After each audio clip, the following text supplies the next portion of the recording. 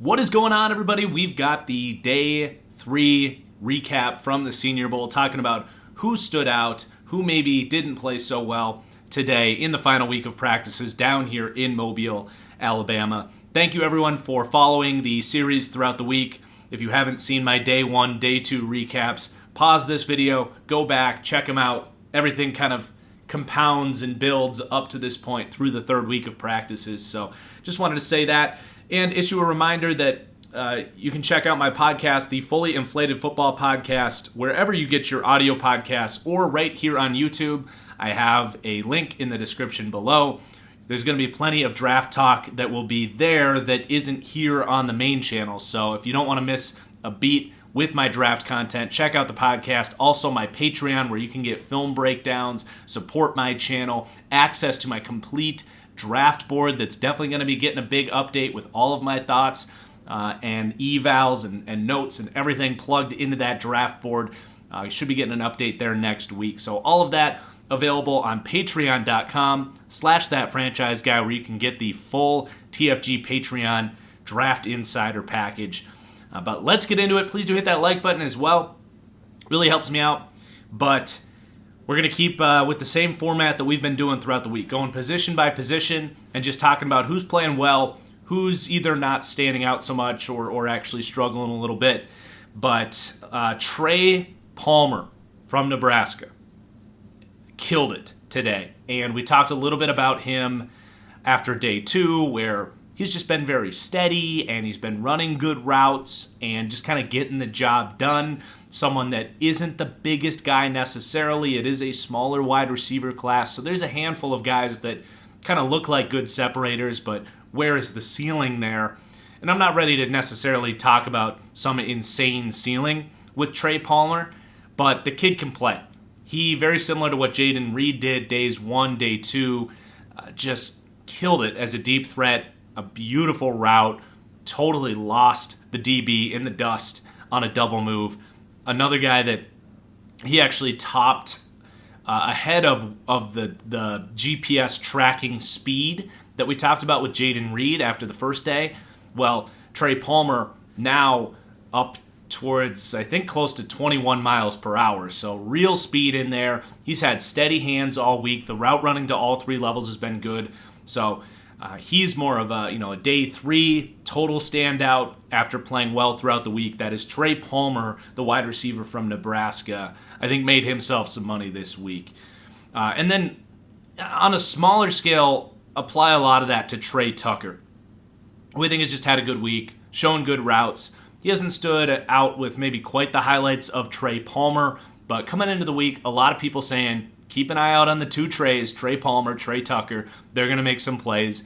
And Tucker, likewise, I think has been very solid. Ran some more good routes today. Excited to really get into these guys' tape and put some final grades out for these guys. I could see, especially in Trey Palmer's case, getting up into maybe that 3rd round consideration just based on some of the big plays and the explosiveness he showed this week. And then another guy that hasn't really stood out a ton this week had a good 3rd day to help kind of round out his week, and that was Dontayvion Wicks out of Virginia.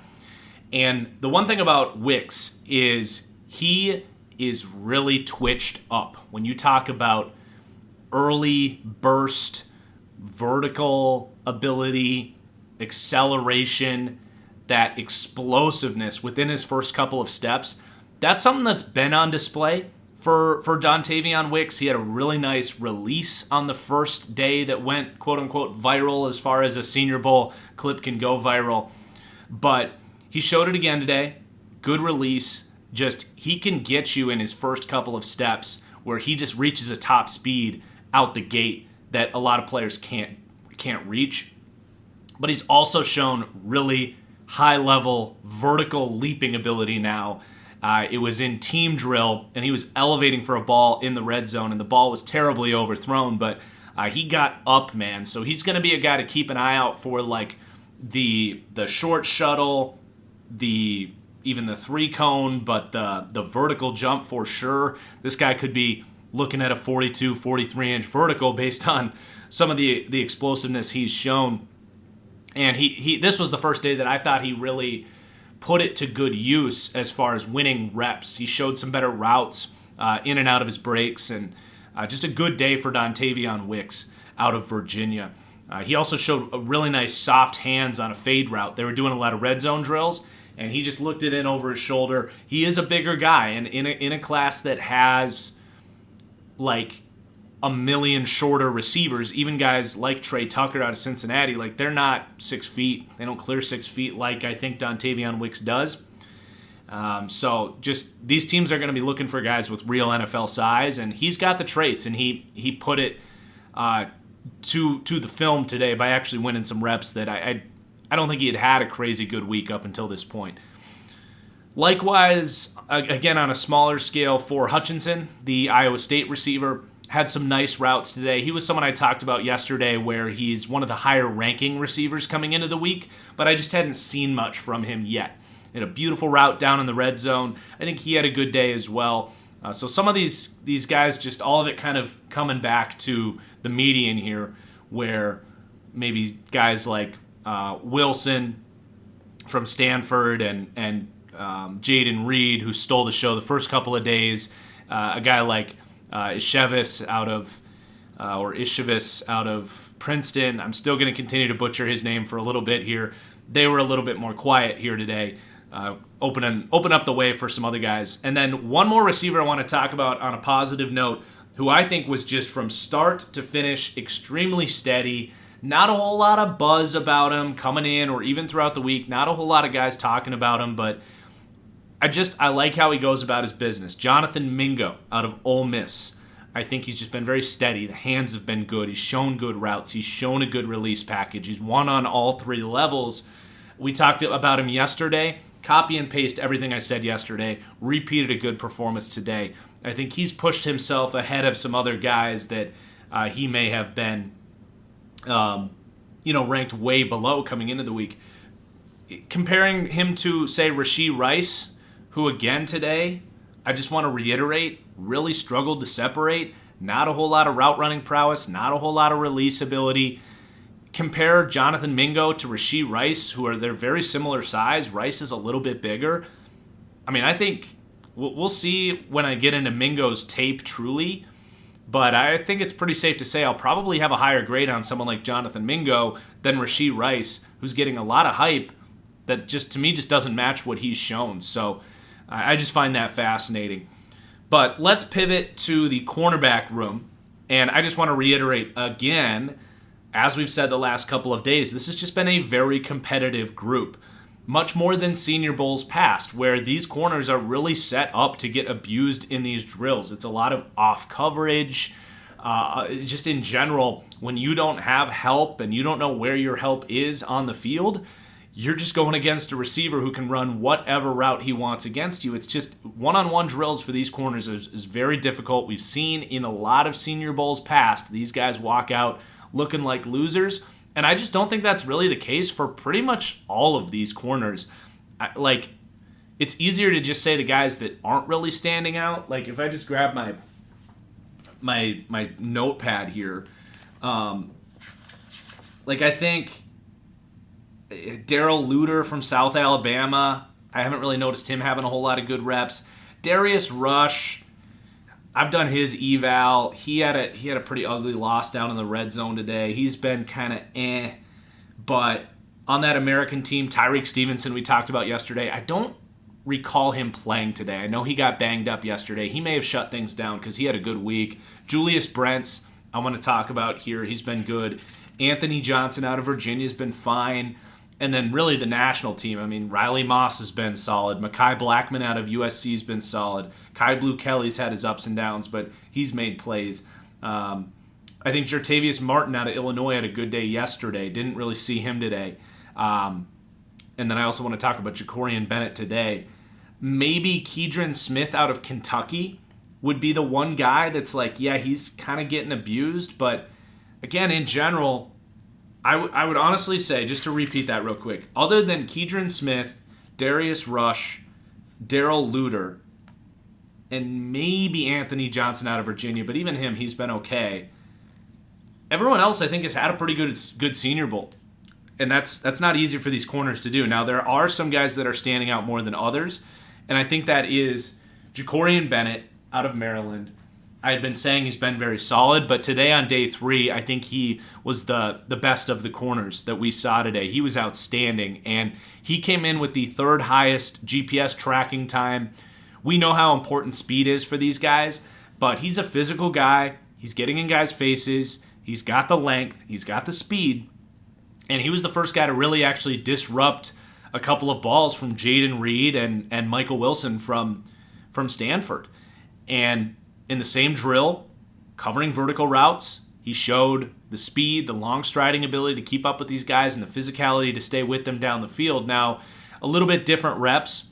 Wilson, he was a little bit more in his hip pocket, whereas Jayden Reed did get kind of in the middle of his route a little bit of extra acceleration and peeled away a little bit. But you did see Jacorian Bennett catch up immediately, and then he kind of lays out and tries to get his hand in there to disrupt the ball, and he does arrive a little bit early. The ball was a little bit behind Jayden Reed. So when I saw it live, I was kind of counting that as a loss for Jayden Reed. When I saw the replay, I was like, okay, Jayden Reed probably with a good throw still wins that vertical route and continues the hype that we've talked about him through 2 days. Definitely was not a bad day for Jayden Reed. We covered him the last couple days. He had a great Senior Bowl. But what I do like about what we saw from that rep from Jacorian Bennett is, yes, it was probably pass interference, but the reality is they didn't throw the flag. And how often do we see that? I'd rather see a corner that's reading how the receiver is reacting and is at least making an effort in a recovery opportunity to get their hand in there and disrupt the pass, as opposed to how many corners just aren't able to play comfortably in phase. And a lot of times those things don't get flagged. So in reality, if you play cornerback, you're going to get beat. A lot of times it's how do you respond during the play in phase when you are beat, and can you make a play? And Jacorian Bennett did in that situation. So it was just kind of a good rep for both of those guys there. But I like what we've seen from Jacorian Bennett throughout the week. Excited to get back into his tape and dive back into Maryland, because I like Deonte Banks from Maryland too. He's not out here at the Senior Bowl, but that's a good group of corners. And then Julius Brents out of Kansas State has had a really impressive week as well. Just coming into this week, I think a lot of people had him pushed down pretty far on the board. A 6'3" corner out of Kansas State just didn't really flash on tape a whole lot. And lengthy corner prospects are certainly not growing on trees around the world. And you get a guy that's 6'3" like this, that's covering vertical routes like Brents has all week. He's going to attract some attention, and someone that when we get to the combine, definitely someone to keep an eye on. Because if Julius Brents can come out and run in the 4.4s or even a low 4.5 and have good agility scores, he showed that he can come out here and compete against these receivers at a really high level. Didn't really have a whole lot of ugly moments. Definitely had some highlight plays as well. And definitely made himself some money this week. So someone to put on your combine watch list there, Julius Brents out of Kansas State. He could easily climb into day 2 with a good workout. And then someone that's just completely stealing the show from the safety room is Sidney Brown out of Illinois. Day 2 was big for him, and I think day 3 was maybe even better. One of the players that I'm gonna jump into the film first. I'm gonna be getting into the real film on a lot of these guys over the next 3 or 4 days, and I think I might do Sidney Brown first out of Illinois. The dude can move. He's a safety, but he's been going out there now 2 days in a row in the one-on-one drills, covering receivers, shutting down tight ends. He's got good size, good speed. The man-to-man ability is absolutely there. We've seen in team drills, he's instinctive. He's been all over the football. Like, it's not just the one-on-ones. He's one of those guys in team drills that he's made his presence known. You can't watch these team drills and not see Sidney Brown deflecting or intercepting the football, and 7-on-7 the same thing. So he's definitely climbing up this week and having a good week down here in Mobile.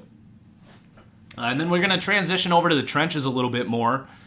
And honestly, a pretty quiet day for all of the defensive linemen. To recap what's been a pretty quiet week for this group, I think coming in, a lot of people viewed this as a pretty deep edge group. And compared to years past, I don't think these guys have made themselves a whole lot of money or climbed up a lot of draft boards. I don't know if they're necessarily hurting themselves, especially with that edge group.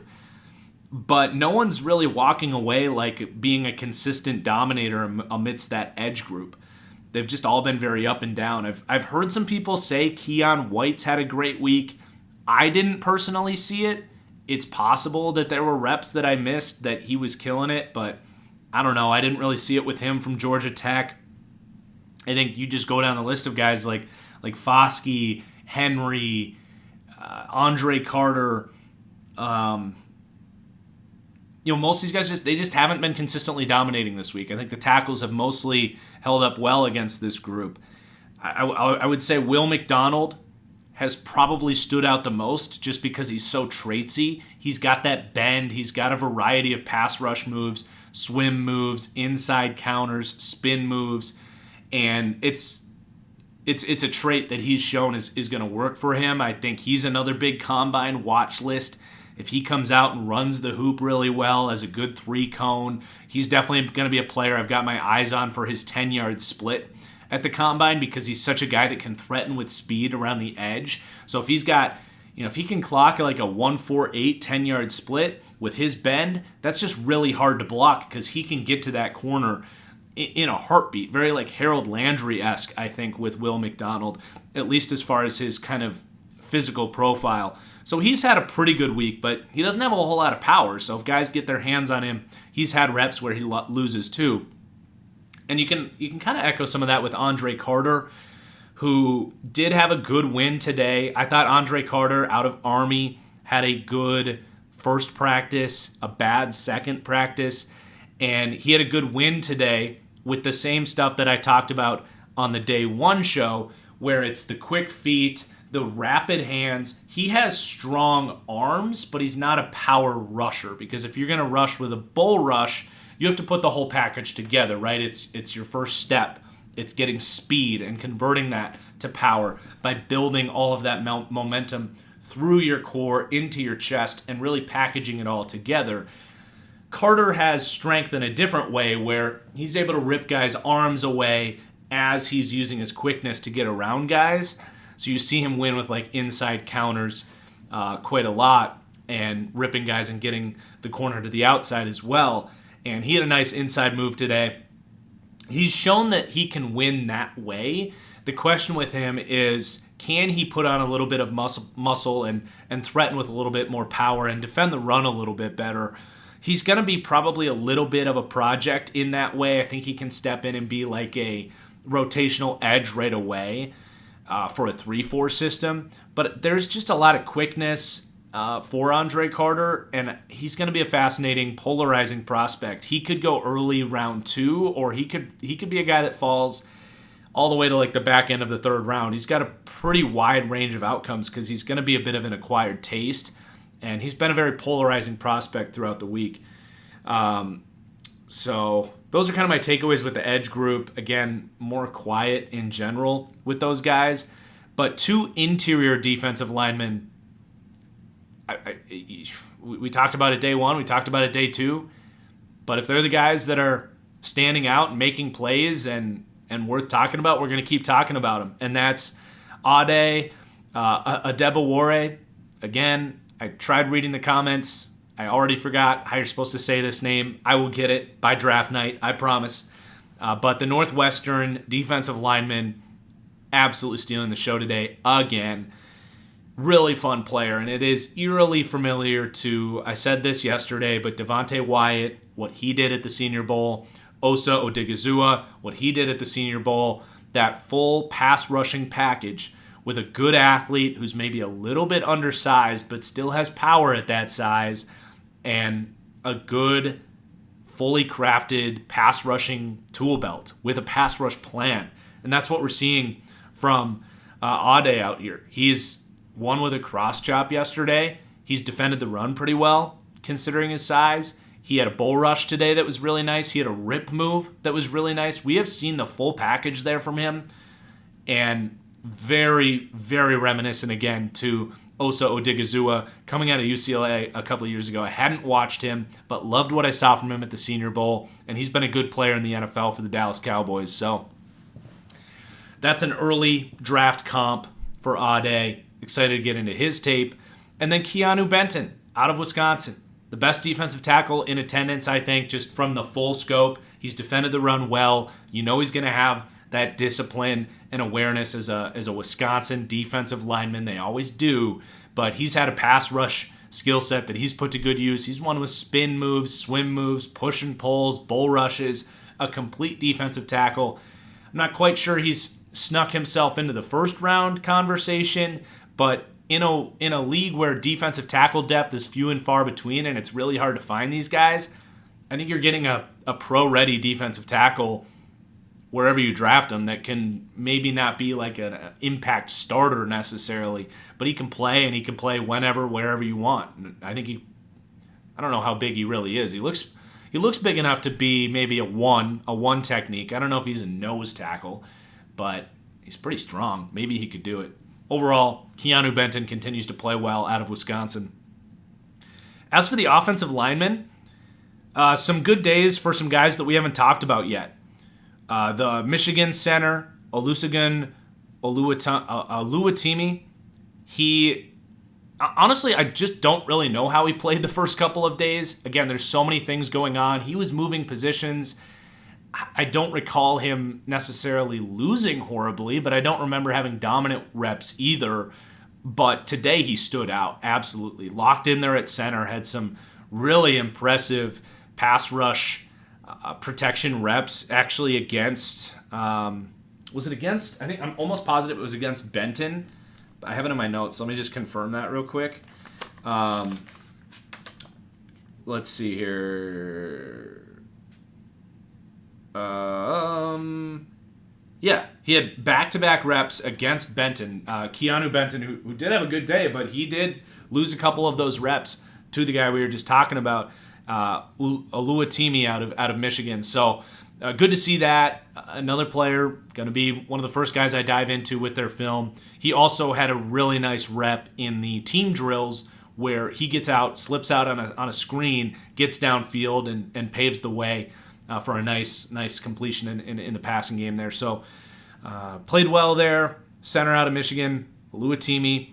And then Jalen Duncan, the tackle out of Maryland. He's been pretty steady all week. I don't think he's had, a highlight block necessarily, but he's a guy that's projected day 2, and I think he looks the part there. He had some good reps today, good feet, good hands, full-size dude. I can see a very steady prospect there. Had a good day. Again, Jalen Duncan, the tackle out of Maryland.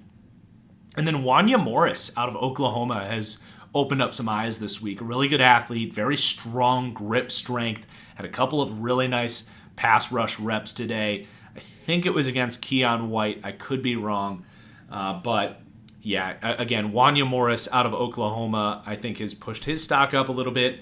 Going to be a combine watch list guy. A lot of people talking about his movement skills, his strength. Is he going to be kind of a freak athlete that people look at as someone that could have a bit of a higher upside than you typically find in the 3rd, 4th round of the NFL draft for an offensive lineman? A couple of O-linemen did not have the best day. Cody Mock out of North Dakota State, honestly, a guy that day 1 really got a lot of people's attention, myself included, and he played great day 1, I thought. But day 2, much more inconsistent, some highs and some lows, and again today, very inconsistent. Lost some pass rush reps. He played some tackle, didn't look great there, kicked inside to guard and had a couple good reps, couple bad reps. But I think you're talking about a guy that is not going to go in the first round. Like, the first day there was comparisons to, say, Quinn Miners or Ben Bartch, who had a good workout out here, or even Cole Strange last year I thought was really impressive at the Senior Bowl. Strange was much more consistent throughout the week, and Cody Mock didn't necessarily have that. Now, he's a good run blocker. He's had some good reps there, But as far as the pass protection goes, and even like what position is he going to play, that's where there's going to be some concerns. His feet do not look great in pass pro. As a guy that only had 100 true pass sets in his final year at North Dakota State because they're running the ball, they're kicking the shit out of everybody. So there's athleticism there. I think he's a tough dude. He's a good worker. But I think if you're taking him in the top 50, I don't know if you can trust him out there playing right away. Now, I think he's going to test pretty well. He moves well. He's a good athlete. So there's a lot to work with there in Cody Mauch. But again, the pass protection, staying in front of guys, latching on, that's going to be a question mark for him as we lead up to the draft. And then one other guy that just really continues to struggle, Ryan Hayes out of Michigan. He's been giving up his chest, getting beat by power, where he's letting guys up and in there and just boom, getting knocked back, getting put on his ass. And then today, that rep we talked about with Andre Carter, where he won with a really nice inside move, showed the wipe and the quickness to get the inside. Well, that was against Ryan Hayes, getting beat by quickness and finesse. It's been a really rough week for him. Again, I haven't watched his tape in its entirety. I don't have my eval done on him. But if you were strictly going off the Senior Bowl, probably not drafting that player, because if you either are you're either a complete tackle where you can handle power and finesse, or you're a rocked up mauler who can handle power, or a technician. If you're none of those three things, you've got a long way to go. So Ryan Hayes, again, rough week out here in pass protection especially. And then two other position group guys that I did notice, they had the tight ends actually running some routes today with the receivers, which that was good to see, kind of because you can really only see so much when you're out here. So Payne Durham out of Purdue, not a highly rated tight end. He's a day 3 guy. Not going to act like he's some incredible athlete or anything, and I don't know a lick about how good of a blocker he is, but my God, he had a couple catches today through contact that were, we say guys have strong hands all the time. And it's true, like a lot of these guys showed strong hands. This was a little different, and I don't have a great way to describe it, but it was just like elite level strong hands where there are defenders draped all over him. 2 plays, one in team where he caught a really tough touchdown in the back of the end zone, and one was in the one-on-ones where he's running an out route.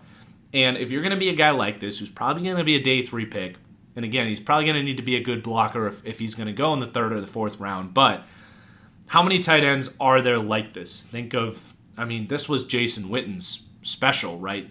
That basketball-esque ability, box a guy out and have just, maybe this is a good way to describe it, not just strong hands, but strong arms, where he extends for the ball and the DB's trying to disrupt his arm, disrupt his hands, disrupt his core, disrupt anything to distract him from catching the football. And it's just like a freaking robot sticking his arms out, and there is nothing to do about it. And the ball just stuck to his hands like glue. And it sounds meaningless and simple, and I'm just trying to explain that it was different. The way that he extended for the ball and it stuck to him was really impressive. So that was Payne Durham, the tight end out of Purdue. Didn't see a whole lot of route running or anything special there, but the ability to attack the football was real nice. And then the last guy we're going to talk about here before we get out of here is Tyjae Spears, the running back out of Tulsa, or is it Tulane? I can't remember. I don't want to touch my laptop because the video's been cutting out and we're still here, but dude, I think it's Tulane, actually, not Tulsa. But the route running, the speed, he's had breakaway runs in team. He's been, like I said, you don't spend a lot of time watching the running backs out here, but I would be remiss if I didn't bring up Tyjae Spears, who he just was all over like the highlight reels, basically. You'd be watching one drill over here, and you'd hear a couple people over there like, ooh, freaking out about a play, and it was Tyjae Spears. Or again, you're in team watching someone else, and then all of a sudden he's bursting into a hole and showing that juice for a big touchdown run. So Tyjae Spears, I know a lot of people talking about him before the week. I think it was Coleman was saying out in Vegas that he really likes Tyjae Spears. Could have been someone else, but yeah, he's had a great week. I think there was some hype for him coming in, and he's totally matched it. So there's your Senior Bowl Day 3 recap. We made it through all 3 days. Thank you guys so much for following the series throughout the week. That's all I got. We're going to really be getting into draft content here soon. I know this isn't the best quality stuff. I figured this would be a fun way to do this for the Senior Bowl this week, more podcast style. But we're going to be getting into positional rankings very soon. Hopefully doing a Will Levis film breakdown just like I did with Anthony Richardson here soon, and a mock draft. So that's going to be kind of the next 3 videos, I think. Probably top 10 wide receivers or quarterbacks, depending on how we want to do that. But going to be getting into the high quality, deep draft analysis here. Really looking forward to it. Make sure you're subscribed up and everything. Drop a comment down below who you may have noticed throughout the week. And we'll see you guys later. Peace out.